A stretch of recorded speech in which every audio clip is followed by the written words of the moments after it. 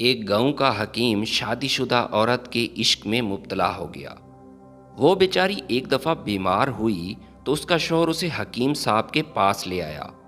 اس دن سے حکیم کی خواہش تھی کہ کاش وہ عورت دوبارہ اس کے دواخانے میں تشریف لے آئے تاکہ وہ اس کا دیدار کر سکے۔ عورت کے خاندان والوں کا پیشہ شادی بیاہ اور میلوں میں ڈھول بجانا تھا۔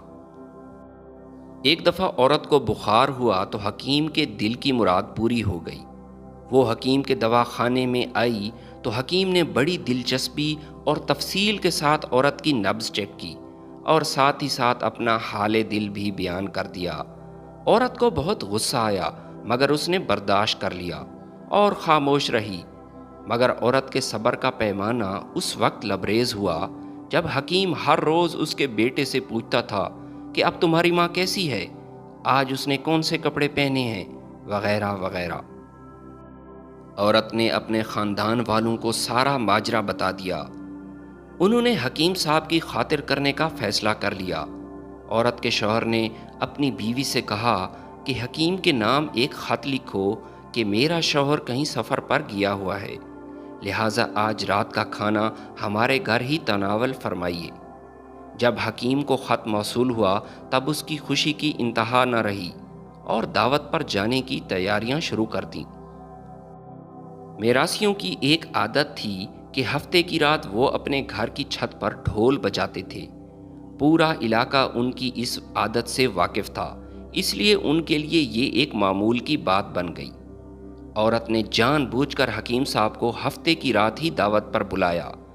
وہ اپنے گھر میں ایک جگہ چھپ کر بیٹھ گئے اور جیسے ہی حکیم ان کے گھر میں داخل ہوا تو انہوں نے حکیم صاحب کو پکڑ لیا۔ انہوں نے عورت کے گلے میں ڈھول ڈال دیا اور اسے نصیحت کی کہ جب ہم حکیم کی پٹائی شروع کریں تب زور زور سے ڈھول بجانا شروع کر دینا تاکہ کسی کو کانوں کان خبر ہی نہ ہو کہ حکیم کی دھلائی ہو رہی ہے۔ عورت نے جب حکیم کی پہلی چیخ سنی تب ڈھول بجانا شروع کر دیا۔ گھر کے اندر میراثی گانا بھی گا رہے تھے اور ساتھ ساتھ حکیم صاحب کی خاطر بھی کر رہے تھے۔ حکیم کی چیخیں اور میراثیوں کا گانا لوگ ایک ساتھ ہی سن رہے تھے، اس لیے حکیم کو چھڑانے کوئی بھی نہ آیا۔ حکیم کے جسم کا کوئی ایسا حصہ نہ تھا جہاں اسے ضرب نہ لگی ہو۔ اسی طرح حسب توقع میراثیوں کا ڈنڈا حکیم کے لیے بہترین نسخہ ثابت ہوا اور حضرت کو عشق جیسے موذی مرض سے نجات مل گئی۔ تاہم اس علاج کا سائیڈ افیکٹ یہ سامنے آیا کہ حکیم صاحب مکمل طور پر ایک نفسیاتی عارضے میں مبتلا ہو چکے تھے۔